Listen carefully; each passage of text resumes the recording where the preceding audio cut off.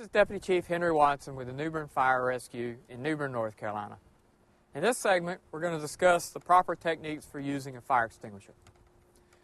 Before you operate any fire extinguisher, remember to stay low and always approach from upwind. Want to pull the fire extinguisher or pull the pin, aim at the base of the fire, let it fly. Let's do that again.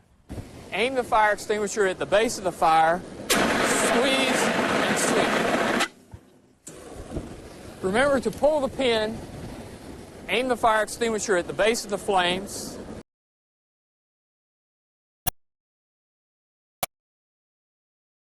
sweep the extinguishing agent, beginning at the closest edge to you, working away and from side to side. You want to continue to blanket this area until after the fire has gone out and as you back away. Remember, never turn your back on a fire. It could reignite and catch you off guard.